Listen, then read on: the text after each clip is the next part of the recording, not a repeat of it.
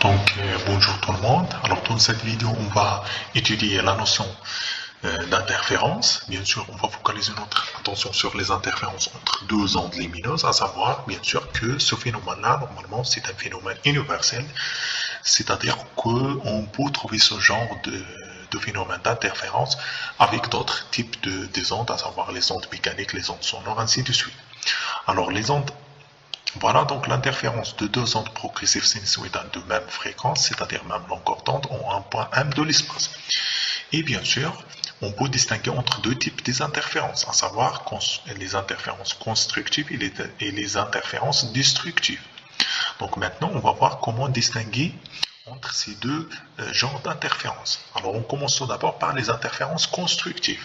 Voilà, donc on va considérer, voilà, ça, normalement cette courbe représente le comportement ou bien l'évolution de l'amplitude de la première onde émise par une source S, et ça représente le comportement de la deuxième onde émise bien sûr par la même source. Attention, ça c'est une condition obligatoire, c'est-à-dire on considère que nous avons la même source. Alors ici, on peut remarquer très bien que lorsqu'on fait la superposition entre ces deux ondes-là, c'est-à-dire la superposition des deux ondes, ou bien des deux amplitudes, alors ici, valeur maximale, maximale, ça nous donne maximal, minimal, minimal, ça nous donne minimal, maximal, maximal, maximal, minimal, minimal, ainsi de suite.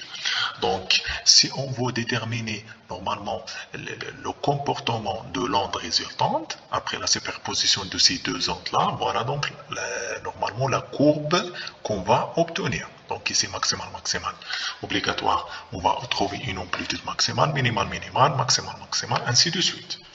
Alors, quand on parle sur les interférences destructives, alors les interférences destructives, normalement, quand l'amplitude de la première onde est maximale, alors l'autre est minimale, ainsi de suite. Donc, maximal avec minimal, minimal avec maximal, maximal avec minimal, ainsi de suite. Donc, voilà l'onde, bien normalement la courbe de l'onde, bien normalement l'amplitude, lorsqu'on parle sur la courbe, c'est-à-dire on parle sur l'amplitude de l'onde résultante. Voilà l'onde résultante.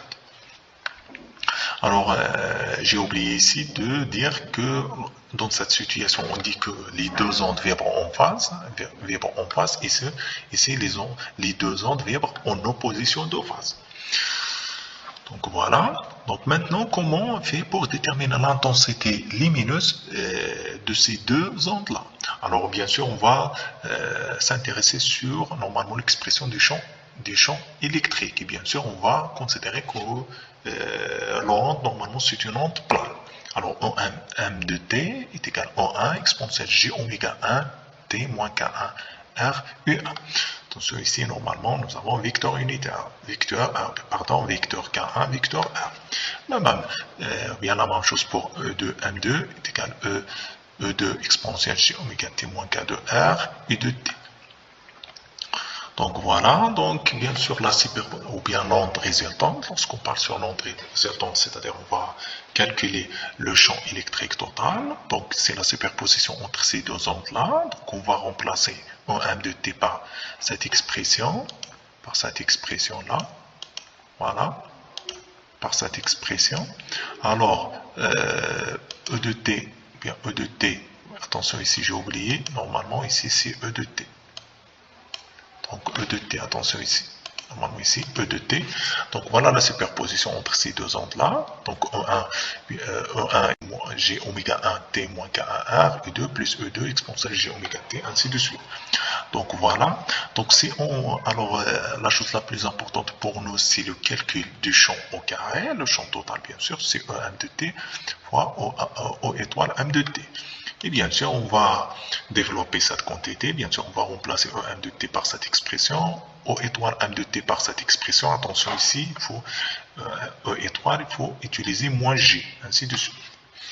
Donc, bien sûr, alors on va considérer normalement le cas réel qui représente que les deux ondes vibrent ou bien ont la même valeur de fréquence, c'est-à-dire oméga 1 est égal à oméga 2. C'est une condition obligatoire pour parler sur la notion d'interférence. Sinon, nous avons rien. Alors, si on considère que nous avons oméga 1 est égal à oméga 2, alors nous avons cette quantité-là. avons cette quantité-là. Normalement, on va, attention ici, on va, voilà, donc on va simplifier par G oméga 1 T moins G oméga 2 T. Donc finalement, on va arriver à déterminer cette expression. Voilà, cette expression-là que nous avons démontrée. Donc maintenant, voilà, E1 plus E2 1 plus E1 E2. Donc on va factoriser par E1 E2. Et finalement, donc factoriser par, qu'est-ce qu'il nous reste? Exponentielle J de cette quantité plus exponentielle de J de cette quantité, pardon. Donc on va diviser par 2, on va multiplier par 2. Finalement, on va arriver à cette expression-là. U1, attention, U1, 1 et 2, c'est-à-dire la lambda 1 est polarisé suivant U1, lambda 2 polarisé suivant U2. Donc voilà, donc de E1 au carré plus E2 au carré plus 2, cette quantité cosinus. Donc on va considérer la différence de phase entre ces deux ondes. T de phi est égal à K2R moins K1 R. Alors voilà, alors maintenant on va parler un petit peu sur la notion de l'intensité lumineuse, sachant bien sûr que l'intensité lumineuse est proportionnelle à la valeur du champ électrique au carré. Donc I1 est égal à I1 plus I2, voilà, si on va remplacer ainsi de suite. On va arriver à déterminer cette expression-là. Alors, ici, on peut distinguer entre deux cas possibles. I1 fois I2 est égal à 0, c'est-à-dire que les deux ondes sont perpendiculaires entre eux. Hein, c'est-à-dire que, puisque I1, par exemple, on considère que l'onde 1 est polarisée suivant EX, l'onde 2 suivant EY. Et par conséquent, donc, U1 et 2 est égal à 0. Alors, dans ce cas-là, U1 et 2 est égal à 0, donc IM est égal à I1 plus I2. Et dans cette situation, il est impossible de parler sur le phénomène d'interférence constructive. Par contre, si I1 fois I2 est égal à I1, c'est-à-dire les deux ondes sont parallèles, ou bien la propagation des ondes sont parallèles entre eux, bien sûr, bien le vecteur de polarisation normalement sont parallèles. Alors dans ce cas-là, I1 et I2, ça nous donne 1, et par conséquent, donc I1 est égal à I1 plus I2 plus cette quantité fois cosinus de V, sachant bien sûr qu'il faut remplacer I1 et I2 par 1. Alors dans ce cas-là, on dit que nous avons des interférences, ou bien une interférence prononcée.